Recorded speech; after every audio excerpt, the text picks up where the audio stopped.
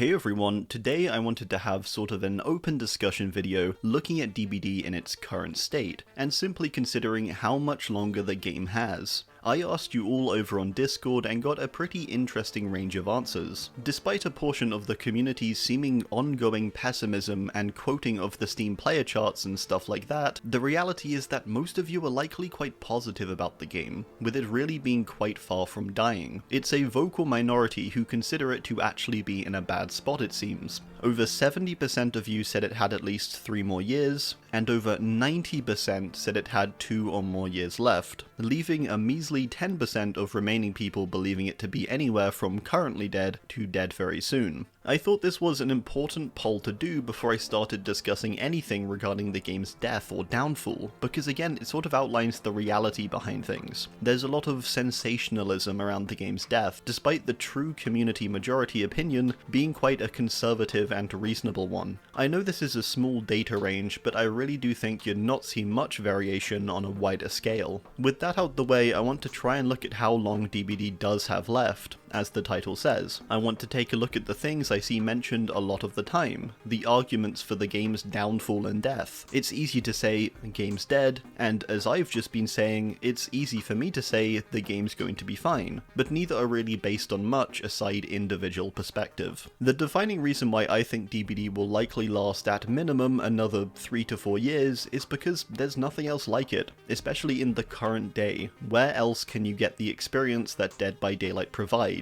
You can't, is the answer. The 2 closest games that have come to even damaging DbD's player base are probably Evil Dead the game, which is no longer receiving support aside bug fixes and stuff I think, then Texas Chainsaw Massacre, which is simply struggling with a lot of the same issues that DbD had on launch. It's just at the disadvantage of being about 7 years behind DbD. If these games had all released alongside each other in 2016, I think there would have been more of a struggle. However, as much as people like to bash DbD, it is well made. It is a functional and fun game with an engaging gameplay loop at its core. That's just true. Another key thing aside the gameplay itself that allows DbD to succeed is that it's not tied to an IP. A game like Texas Chainsaw can only go so far as its own universe. DbD is a multiverse where anything is possible. The entity can pull whatever it wants into its trials and realm. We can have an entirely different planet and we don't bat an eye. We can have a living doll or an advanced AI, a K-pop idol, and no one thinks twice. You wouldn't expect a character like Plague, say, to appear in TCM. This variety is ultimately what has kept DbD going, I think, in part. The variety in its characters, its perks, its lore, its setting,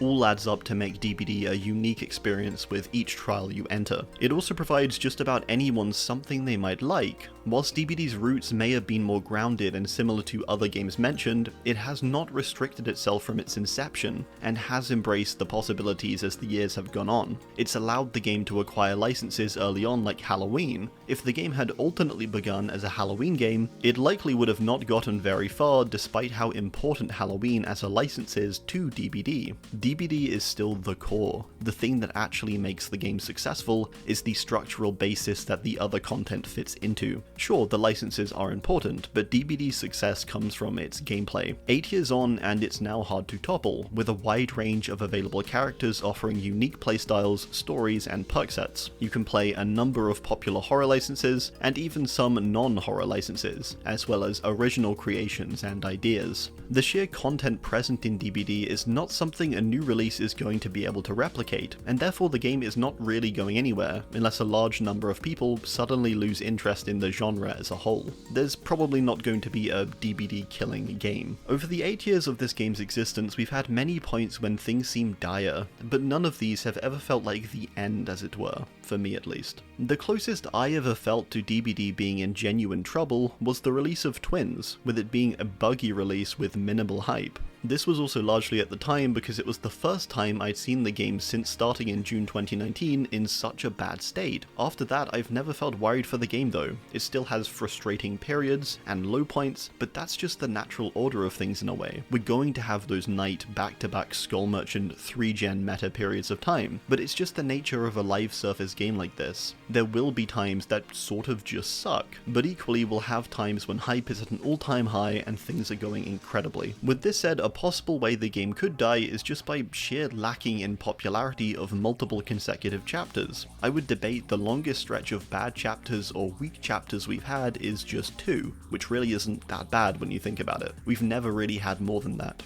Even then, there's additional content that aids this other content and lifts it up. I think we would reasonably need a full year of just straight terrible content releases for the game for it to be killed in this way. Kill being the game coming to a near halt because of a lack of players. Due to behavior's much quicker balancing changes nowadays though, and quicker community reactions, I don't see this being a killer either. Skull Merchant did a seeming lot of damage to the community, but look at how the devs reacted to it. They gave it their all in reworking her and moving her into a healthier spot. Next, I want to look at how variety affects the game and its longevity. The game at its core is still basically the same it was 8 years ago. We've seen a big push this year, especially with new game modes, new ways to play and access content, some trials into game modes like Lights Out and My Little Oni that were just okay, and some more successful ones like Chaos Shuffle, and I think probably 2v8 being a bit presumptuous. As much as this is great and will undeniably allow the game to last longer, I don't think this was a requirement for it to do so,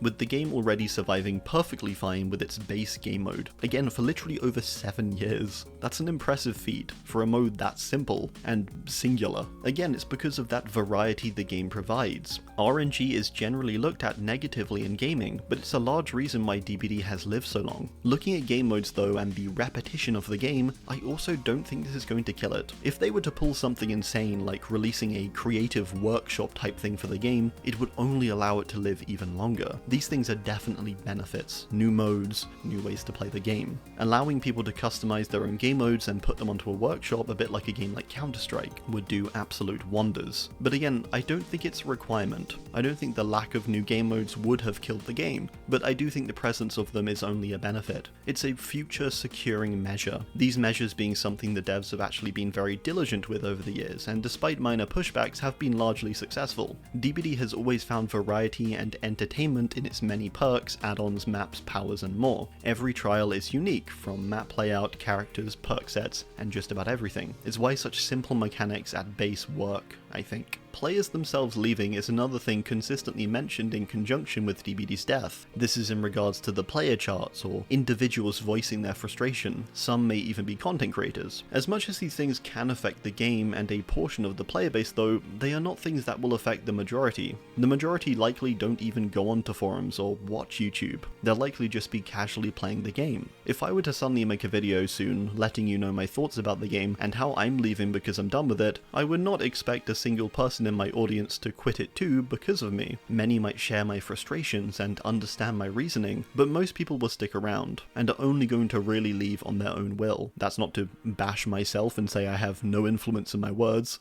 It's more just a case where I'm acting on my own experience, which is inevitably different from all of you. What many people need when it comes to this frustration too is probably just a break. Really just a break does wonders. As widespread as the Go Play Civilization clip is, it's entirely true. I do it myself. Every few months I take a break from the game for a few weeks to a month, and I do that because I get bored and I want to go play something else. I don't hate the game, I really like the game, and I think the majority of the people who do complain about it to the point of wanting to quit are really just in the same spot. They're likely just very burnt out and need to play something else for a bit, especially if they do end up sticking with the game despite their frustrations, which is likely just going to make it worse. Most of the people frustrated in this way do really like the game at its core and want to play it and stick around. That's why they're complaining. They feel passionately towards it. This isn't to say too, by the way, that any frustration a person has should be invalidated and reduced to needing a break, but I do think the vast majority of people in this mindset really do just need a break. And if the game is no longer aligning with you or making you happy, it's best to just move on and maybe come back someday when things are in a better spot. I've done that too before with other games. This isn't the way I want the devs to take things, and I'm getting frustrated with the direction. Okay,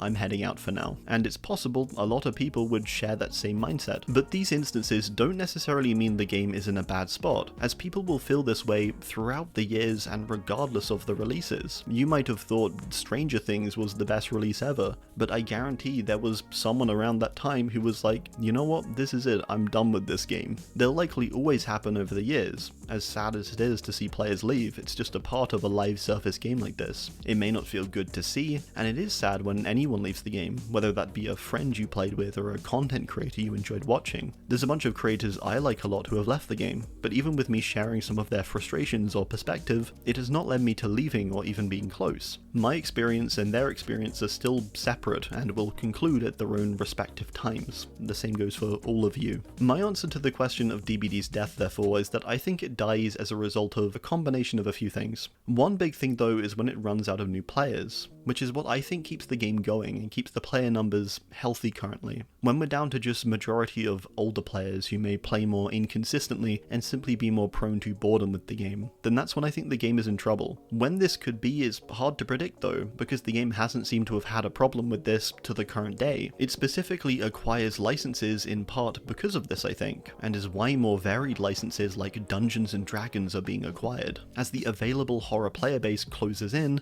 the game is going to need to start looking elsewhere for its influx of new players, who do more than likely contribute a sizable portion toward the overall player base. Therefore, I think with a combination of the game continually adding more content, slowly becoming more complex and overwhelming, and gradually reducing the number of new players it receives, then it could possibly be in a spot where it begins to regress and eventually die. But I realistically don't see that happening for at least another 4 years, which I think is even quite a conservative estimate. Dead by Daylight has really come a long way. Comparing its current state to back upon its release, compare it to 4 years ago, compare it to even 2 years ago, and it visually even has clear significant improvement. With the game now having a new engine, another few years from now, and it'll probably once more feel new and refreshed from where it once was. Maybe I'm far too optimistic in this regard for the game, but I've seen over the years the potential the game has, the dedication of the devs and the player base to keep it alive and exciting. And I've seen videos, posts, and more release year after year saying, this is it, this is the time the game goes down. I think it's fine, and I think it will be for the foreseeable future. Let me know your thoughts as always, and I hope you enjoyed this slightly different video taking a look at the game's state. Thanks for watching,